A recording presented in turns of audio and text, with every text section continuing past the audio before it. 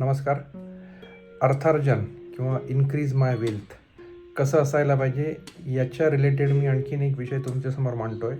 Definitely हा directly share मार्केटच्या trading किंवा इन्व्हेस्टमेंटशी रिलेटेड नसून त्याच्या पॅरलल इन्स्ट्रुमेंटमध्ये आपण कसं आपली कॅपिटल गेन करू शकतो, कॅपिटल इन्क्रीज करू शकतो, वेल्थ इन्क्रीज करू शकतो, वाढवू शकतो, याबद्दल मी तुम्हाला जस्ट सजेस्ट करणार आहे. बऱ्याच सेलिब्रिटीजकडनं आपण ऐकतो म्युच्युअल फंड सही है, राईट. आपण म्युच्युअल फंडबद्दल बोलतो आहे. ज्या वेळेस मार्केटमध्ये अनसर्टनिटी आहे, अनिश्चितता आहे, ज्या कोणाला मार्केटमध्ये शेअर मार्केटमध्ये रिस्क घ्यायची नसते पण FDपेक्षा जास्त रिटर्न्स हवे असतात, त्यांच्यासाठी म्युच्युअल फंड हा चांगला पर्याय आहे. डेफिनेटली शेअर मार्केटप्रमाणे जसं आज एखाद्या शेअरमध्ये इन्व्हेस्टमेंट केली आणि पुढच्या 2 दिवसात किंवा 2 महिन्यामध्ये त्याच्यावर 20 ते 25 किंवा 10 ते 15% रिटर्न्स मिळाले, असं यात डेफिनेटली होत नाही.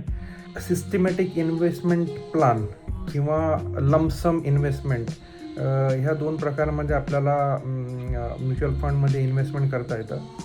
सिस्टमॅटिक इन्व्हेस्टमेंट म्हणजे दर आठवड्याला किंवा दर महिन्याला आपण एक सर्टन अमाऊंट इन्व्हेस्ट करत असतो पर्टिक्युलर म्युच्युअल फंडामध्ये, आणि त्यावर मग जे बाजाराच्या उतार चढावाला त्यांच्या ज्या प्रायसेस असतात त्या प्रायसेसला ते कसं रिॲक्ट करतं, NAVमध्ये आपल्याला कसं बेनिफिट मिळतो, आणि त्यातनं एका सर्टन पिरियडपर्यंत म्हणजे म्युच्युअल फंडात जर आपल्याला इन्व्हेस्टमेंट करायची असेल तर कमीत कमी 5 वर्ष आपल्याला त्यात होल्डिंग ठेवावं लागतं. आणि आपला गोल काय याप्रमाणे आपल्याला गोलच्या बेसवर आपल्याला आपले म्युच्युअल फंड्स सिलेक्ट करायचे असतात आणि त्यात होल्डिंग ठेवायचं असतं. चांगली स्कीम सिलेक्ट केली असेल तर वर्षाचं ॲब्सोल्यूट गेन्स 13 ते 14% सुद्धा बघायला मिळतात.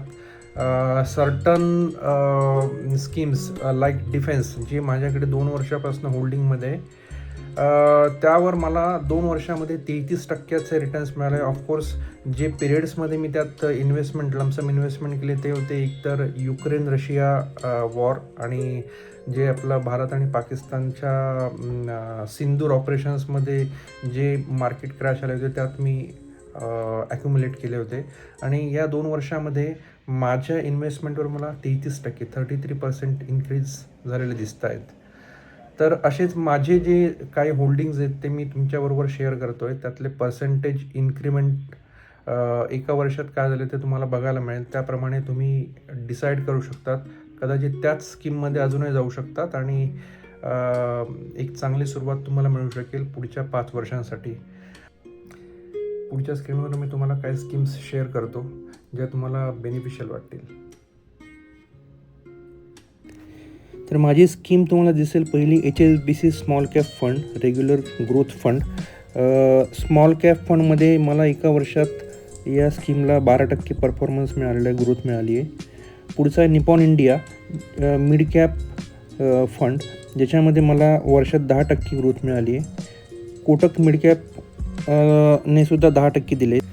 लार्ज कॅपमध्ये एवढी खास ग्रोथ नाही आहे, पण लार्ज कॅपपेक्षा लिक्विड फंडमध्ये जर मी पैसे पार्क केलेत आणि तिथून जर लार्ज आणि मिडसाठी सेम स्कीमला मी STP केलं तर मला चांगली ग्रोथ मिळू शकते, म्हणजे डबल अर्निंग होऊ शकतात liquid plus scheme.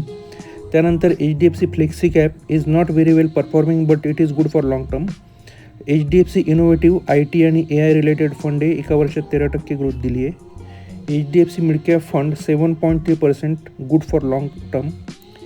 HDFC liquid fund, जसं मी मगाशी म्हटलं, लिक्विड फंडमध्ये आपण फंड पार्क करून ते स्कीम्समध्ये ट्रान्सफर करू शकतो. That will be dual advantage, dual earning.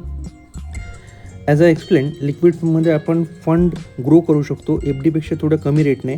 FDचा disadvantage हा आहे की जर प्रीमॅच्युअर आपण FD क्लोज केली तर आपल्याला 1% पेनल्टी लागते, जी लिक्विड फंडमध्ये ॲप्लिकेबल नसते. लिक्विड फंडमध्ये आपण विड्रॉलला रिक्वेस्ट दिल्यानंतर एका दिवसात आपल्याला पैसे परत येतात. कंडिशन ही असते की कमीत कमी 7 दिवस आपल्याला लिक्विड फंड होल्ड करावा लागतो. हा फक्त रिस्क न घेणाऱ्या इन्व्हेस्टर्ससाठी प्लॅन नसून जर तुमची मुलं आत्ता यावेळेस म्हणजे आत्ता या घडीला 18 वर्ष क्रॉस करून जर त्यांना थोडी फायनान्शियल लिटरसी द्यायचं तुम्ही जर डिसाईड केलं, ठरवलं, तर तुम्ही हा व्हिडिओ त्यांच्याबरोबर सुद्धा शेअर करू शकता. This will be really good eye opener for the youngsters, children, who will understand how the systematic investment can grow their money slowly, patiently, and with no risk or very little risk.